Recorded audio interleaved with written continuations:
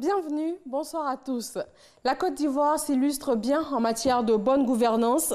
Le pays fait un bond de 19 places à l'indice Mo Ibrahim, un éducateur sur la gouvernance politique, économique et aussi sociale des 54 pays du continent africain.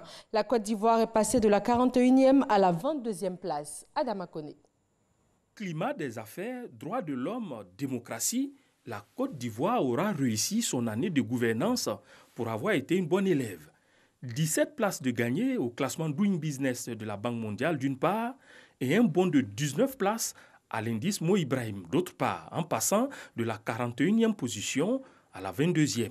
C'est le saut le plus important enregistré en 10 ans. La Côte d'Ivoire signe du coup la plus belle progression de l'indice. C'est le seul pays à avoir avancé dans chacune des 4 catégories et des 14 sous-catégories de l'indice. Depuis 2007, l'indice Mo Ibrahim évalue et mesure annuellement la qualité de la gouvernance en Afrique. L'indice s'intéresse pour cela à 4 grandes valeurs: sécurité et état de droit, participation et droits humains, développement économique durable et développement humain. Ces 4 catégories se déclinent en une centaine de sous-indicateurs allant de l'accès à l'information à la manifestation de la démocratie en passant par l'employabilité des jeunes et la participation des femmes au processus politique. Mohamed ou Mo Ibrahim, né en 1946, est un milliardaire anglo-soudanais opérant dans les télécommunications. Après avoir travaillé dans plusieurs entreprises de télécommunications, il fonde Celtel. En 2005, cette entreprise est implantée dans 14 pays africains avec près de 24 millions d'abonnés. C'est alors qu'il cède l'entreprise.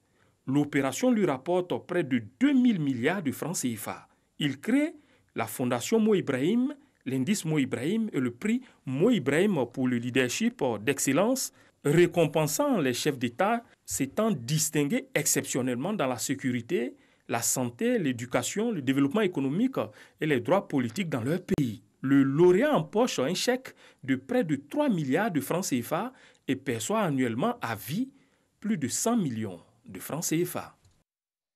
Dans le monde de la presse, la 5e bourse Ghislaine Dupont et Claude Verlon a été attribuée ce vendredi. Les lauréats sont Marina Djava de la radio de Yamsokro pour la catégorie journaliste et Ado Amon-Baptiste, technicien à la radio ISTC-FM. Ils bénéficient tous deux d'une formation d'1 mois à Paris en France. La Toussaint est souvent le moment choisi par les familles pour entretenir les tombes de leurs défunts. Mais ce n'est pas le cas pour tous. Après avoir sillonné quelques cimetières, le constat est le même.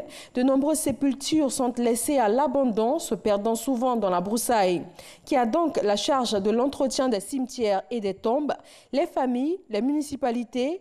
Des réponses dans le journal de 20 h. Le ministère ivoirien des Eaux et Forêts a signé avec la métropole du Grand Nancy en France un protocole d'entente. Il porte sur la formation de la forêt urbaine de Yamsokro en jardin botanique. C'est pour engager la phase opérationnelle que les directeurs du jardin botanique de Nancy séjournent en Côte d'Ivoire. Frédéric Potts a visité la forêt urbaine de Yamsokro. Dans l'actualité internationale, en Égypte, 7 personnes ont été tuées et 14 blessées dans l'attaque d'un car transportant des chrétiens coptes. L'attaque a eu lieu pratiquement à l'endroit où 28 pèlerins coptes avaient été tués par des islamistes en mai 2017. L'Égypte avait alors répondu à cette attaque revendiquée par l'organisation État islamique par des frappes aériennes contre des camps djihadistes en Libye voisine. Le nouveau président brésilien Jair Bolsonaro offre le poste de ministre de la Justice au juge anticorruption Sergio Moro. Proposition acceptée par ce dernier, tout en indiquant ses priorités, notamment son programme anticorruption, la lutte contre le crime organisé, ainsi que le respect de la Constitution et des lois du pays.